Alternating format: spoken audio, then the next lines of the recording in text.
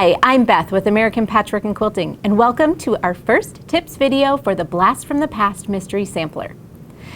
American Patchwork and Quilting is turning 30 in 2023, and to celebrate, we're counting down to our anniversary with this mystery sampler. It features 30 blocks, one from each year of our history. If you need some tips for choosing fabrics, we have a video that we've already released with that information, so I'll link that in the video description. This month, we're releasing 3 blocks, all that use triangle squares. So first, I wanted to chat a little bit about organizing your block of the month. Because there are 30 blocks to keep track of, it's important to establish an organizational system right away. I have 2 really fun ideas for you today. The first idea is to use a trapper keeper. This is a blast from the past after all. So these were popular from the 70s to the 90s, and they're still around today, but it's actually perfect for this project.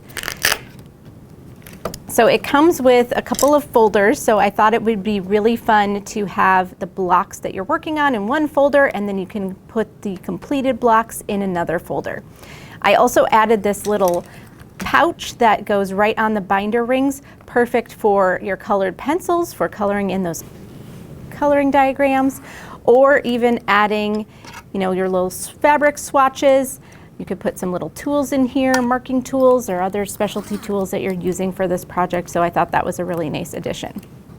And then this is also really helpful. It's got a clipboard on the back. So you can put your block that you're working on right there. You can put this up, and it's sturdy enough to actually just stand up. So you can have your project right there by your sewing machine or your ironing board and just keep it really handy so that you have your instructions and your diagrams right there to look at while you're making your blocks. Any binder or folder system would really work for this, but I love the nostalgia factor of using a trapper keeper. So the second idea is to use a clipboard. So these are really affordable. You can use, a couple if you need to, but I like to just clip my instructions right on there. I like to add a little post-it with the date that the next blocks are coming out. That way I know how much time I have to complete this first set, and that reminds me to go print the next instructions when they're released. Another idea is to cut some little swatches and put them on a safety pin, so you can just clip this right onto the clipboard. It reminds you of your color scheme, and if you ever need to take that to the fabric store, you can just throw that in your purse if you're going to look for other coordinating fabrics for backing or borders or anything like that.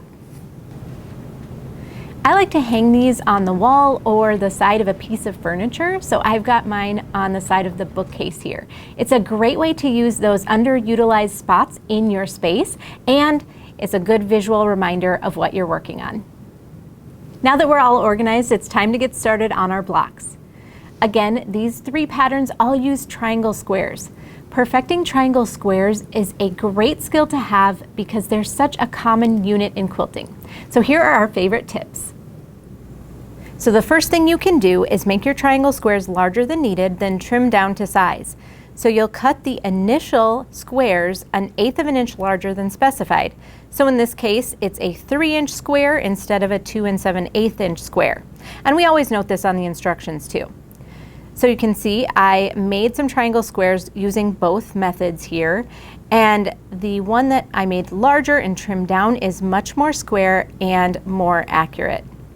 So if you're going to trim them down, what you would do is take your ruler with a 45-degree line on it, and then you line that up with the seam on the triangle square.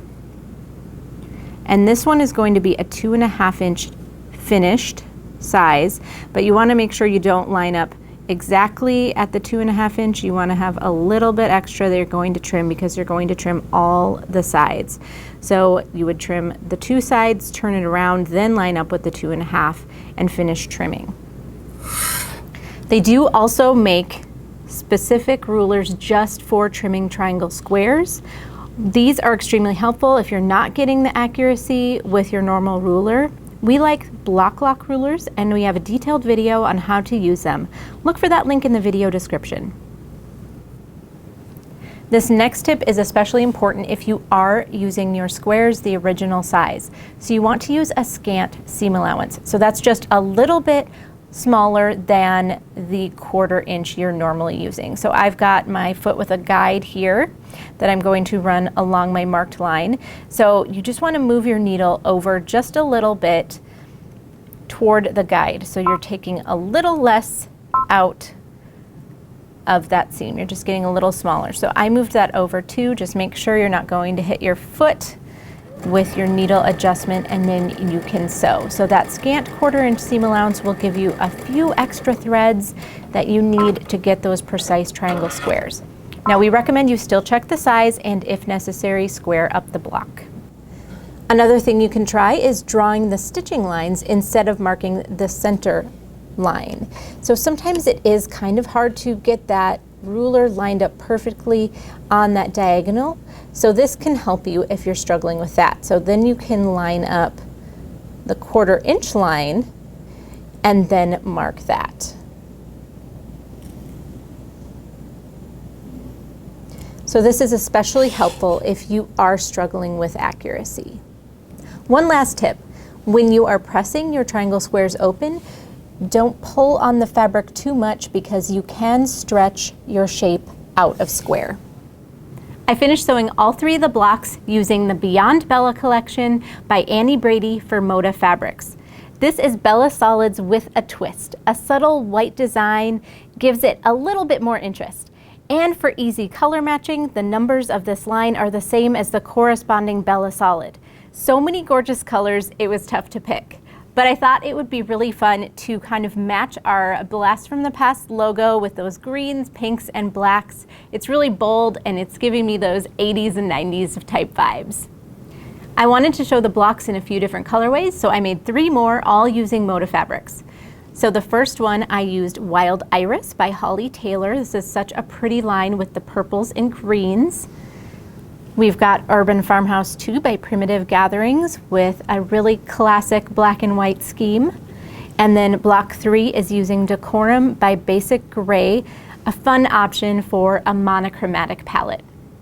So get organized and stitch up the first 3 blocks in our Blast from the Past mystery sampler. You can share your blocks with us in our Facebook group or on Instagram with the hashtag APQ Blast from the Past. Have fun sewing the first 3 blocks.